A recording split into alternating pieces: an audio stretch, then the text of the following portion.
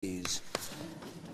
Was Greece right to vote no in the recent referendum, showing two fingers to the EU? Showing two fingers to the EU, was Greece right to vote no? I suppose, Louise Bors, you better start on this one. Can I? Oh, thank you. No.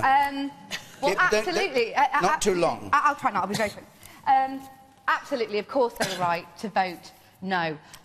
It was very interesting because just yesterday I was sitting in the European Parliament, the plenary session in Strasbourg, listening to the Prime Minister, the Greek Prime Minister, talk about what this had done to the people of Greece. And it was very interesting that listening to the President of the Commission and the Council, their attitude towards Mr Tsipras, you know, that they literally, they barracked him. A lot of the German MEPs booed him, barracked him. They told him that it didn't mean anything. The referendum, what the Greek people wanted and what they'd said in this referendum didn't mean anything. They had to forget it. It wasn't important. And I'm afraid that's the European Union all over, because what we've got in Greece at the moment is the ECB acting as Wonga, basically. The Wonga, the payday loans of the European banking system. And they've been lending payday loans to somebody who can't afford to pay the money back, has got no way of paying that money back, and has just got them deeper and deeper and deeper into debt until, unfortunately, we're now in a position where a country in Europe has literally collapsed. You know, they're talking... You just want them to get out, in effect, I mean, I think the only thing that they can do, and, you know, monetary union was never going to work. Ever. Ever. You know, it just wasn't. It's a nonsense. Greece can do something. And what it can do, it can drop out of the Eurozone, it can go back to the drachma, it can devalue its currency, it can set its own interest rates, get its imports and exports moving. And there might be pain for a few months, but you know what? After that, the economy will flourish, because all they're interested in is propping up the currency. These loans aren't going to the Greek people. 17.5 billion, Spiros made absolutely clear. The Greek people haven't seen that. That's just been seen by the banks, the French and German banks who are propping up the system. Thank you. Something is rotten. Thank you. Rachel Johnson. Louise is right. This wasn't going to. They weren't voting for a bailout for Greece. They were you know, if they were, it's a bailout for the bankers again. Absolutely, isn't Rachel. it? You're right. Absolutely. And should they have voted no? I think they should have done, because it gives them a chance to reject whatever package of reforms. I don't know what's happened tonight, whether it's what episode we are on of deal or no deal. I think we probably still got no deal. But in a sense, I think that the best hope for Greece, which I very much hope remains a big part of the European Union, is that Tsipras is allowed to write down 30% of the debt. The bankers take the hit. Frankly, they've taken hits before. They can take the hit. I don't want to see Greek pensioners lying on benches, not being able to get their pensions out of cash points. That's far more important that that is sorted out than Germany and France gets its interest rate payment as it wants from the Greek treasury. So, Louise is right. Greece should be allowed to spin out of the euro. It's not going to crash the continent. Greece will come back. Yeah. It will be fine. Tommy Shepherd. One of the most interesting things I've read recently in this whole thing was in 1953, there was an international convention in Geneva where European countries got together and voted on a debt relief package for Germany. And one of the signatories to that was the Greek government at that time.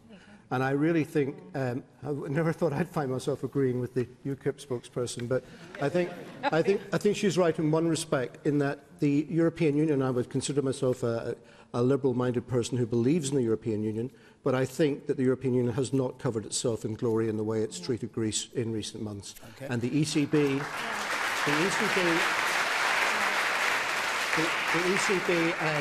and other lenders have been behaving almost like global loan sharks. And she's right also to say that more than 90% of all the money given to the Greek government in the last 5 years has been used to pay and to bail out banks, many of them foreign banks in other European countries. It has not been spent on supporting the people of Greece. So the vote, I think, last Sunday was not a vote to come out of Europe. It was a vote to try and say, please respect the situation that we have here. Please give us a better deal. Please show some compassion. And I hope that the European Union will do that even at this 11th hour. Who shouted out from up there? Was it you? Somebody shouted out a remark. Just repeat it. Yes. No? Tax the bankers. Tax the bankers, all right. Well, I think, sorry, can I just say, David, I think there's a great case to be made, to be honest, for a levy on those banks that have been bailed out because of the money given to Greece. I think they should make a contribution. I'm not sure I buy the Wonga analogy, and I don't think it's as simple as describing this as the bankers against the Greek people. I have huge sympathy for the Greek people. I mean, when you see the pictures on the TV over the last few weeks, they are heart-rending, and to think this is one of the cradles of civilization, and there was talk in the European Council press conference this week of providing humanitarian aid to Greece if it actually comes out of the euro. Look, the starting point for this is, how did this whole situation come about in the first place? You can, talk about the IMF, talk about the European Union, talk about the ECB and all these horrible bankers, but the fact is that the Greek economy was mismanaged by successive Greek governments, and there's no getting away from that fact. Now, clearly, they are going to have to make the structural reforms to their economy in order to be able to get it back on its feet and ensure that it's operating properly and that, for example, taxes are collected. So there's definitely, it is incumbent on the government to sort that out in Greece. Was the country right to no? Well, clearly, I think the Troika, as they've been called, they do need to give the economy space to breathe and to grow. Because if they don't see right to vote no? Look, I can understand why they voted no, but it's very easy to ask the question, if it leads to them leaving the euro and we see them having to be provided with humanitarian aid, OK, they'll get the drachma back, but then their economy reduces and they end up in a worse state in a year's time than they are now, then, I think that would be a terrible state of affairs. But they've got to find a way to put in place an agreement that all sides can agree on. And by the way, let's not forget, I think part of the problem with this whole thing, and I meant to mention this at the top, is that I think what you see is it's not just a question of the Greek people voting in this referendum and democracy speaking, because if you look at what the other populations in Germany, France, etc. want, it's not as if the governments there are just speaking off their heads. They are expressing the views of their democracies too. And I think this will test the limits of the euro, because I'm not sure you can have proper monetary union without a proper political union, and I think this is testing it to its limits. That much is clear, and I think we could probably all agree on that. I'll come to you in a minute. Yes, brief comment, and then I'll come to you. Chuka points out some of the problems of the past, but I think one of the ironies of this situation is that the Syriza government was trying to do something about that. I mean, we have a situation in Greece where the harbours are full of boats owned by billionaire shipping magnates who've so arranged their affairs not to pay 1 cent of tax to the Greek economy. And rather, I mean, I think the EU and the IMF should have been supporting the Greek government in trying to make these reforms rather than undermining it. Our audience, you sir, in the middle there. Yeah, I was just going to say that it's easy to blame the French and the German for not just writing off the debt, but should we not lay a lot of the blame at the Greeks for taking out debts that they should have foreseen they wouldn't be able to pay? Isn't that irresponsible on the part of the Greek government? And the woman up there at the very back, yes. The European Union have agreed to... Well, in the first place, 5 years ago, the European Union agreed to give them this money, and Germany give them this money. Then for them to go and spend on arms within Germany suggests that Germany's got this money back, for one. And for two, we and everyone else in the European Union in 1953 agreed to lessen Germany's debt and help Germany. Sort of suggests that Germany should do the same to Greece. So surely to God, the O'Shea vote is a vote for the people, and it is a vote for everyone else. And it's a fair vote. I think, but there is a huge difference, and I absolutely agree with everything that Chuka has said. That this is a country that, unfortunately, and our hearts go out to the Greek people, and for all the good reasons that we've heard about, and they were right to vote in and exercise their democratic right. But there is some irony, I have to say, Chuka. You know, you talk about a country that had overspent, that hadn't controlled its borrowing, that hadn't done the right things. I think I know what you're about to say.